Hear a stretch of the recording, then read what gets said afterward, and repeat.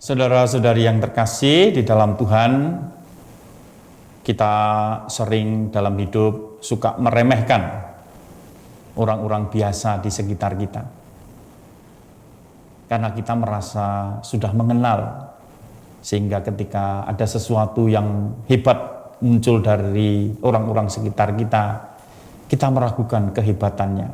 Bahkan kemudian karena keirian hati kita berusaha supaya kehebatannya itu tidak tersebar atau mungkin juga menghambatnya.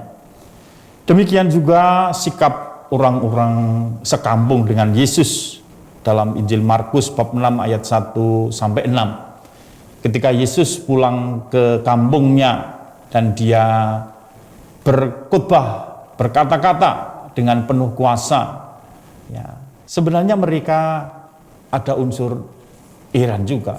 Ya, siapa dia ini, wong saya kenal dia itu anak tukang kayu, Yusuf tukang kayu, saudara-saudaranya ada bersama dengan kita.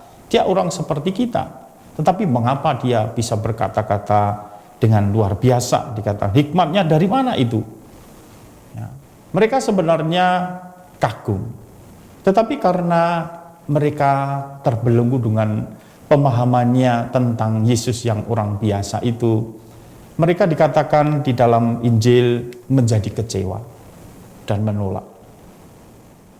Dikatakan Yesus di dalam kitab Markus tadi bahwa memang Nabi tidak dihormati di tempatnya asalnya. Karena itu tadi mereka hanya melihat hal biasanya, kemanusiaannya, mungkin juga mengenal kesehariannya. Sehingga kata-kata sabda tidak didengarkan, sehingga orang tidak bertobat, malah kemudian berbalik, kemudian menjadi kecewa dan menolak.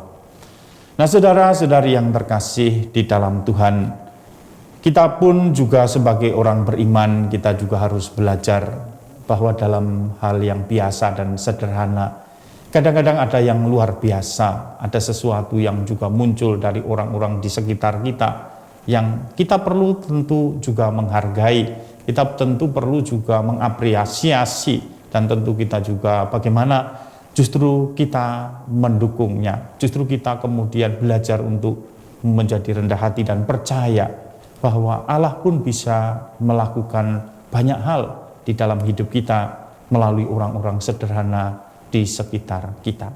Dan tadi dikatakan juga di dalam Injil bahwa Yesus pun tidak banyak melihat, tidak banyak melakukan mujizat di tempat asalnya, karena banyak orang yang tidak beriman, tidak percaya. Dan Yesus pun juga heran juga dengan ketidakpercayaan mereka. Nah, demikian juga mungkin Yesus juga akan menemukan di dalam hidup kita bahwa kita kadang-kadang tidak percaya oleh hal-hal yang remeh-temeh, karena kita hanya mengandalkan juga diri kita sendiri, pandangan kita sendiri, kemudian sikap kita sendiri, kemauan kita sendiri. Kita kurang terbuka dan kurang percaya akan juga karya Allah bisa dilakukan di dalam hal-hal sederhana dan orang-orang sederhana di sekitar kita. Karena itu, belajar dari Injil yang kita dengarkan hari ini, mari kita bersama-sama belajar menghargai siapapun orang-orang di sekitar kita. Yang kita dengarkan adalah kehendak Tuhan, bukan orang-orang biasa yang menyampaikannya kepada kita.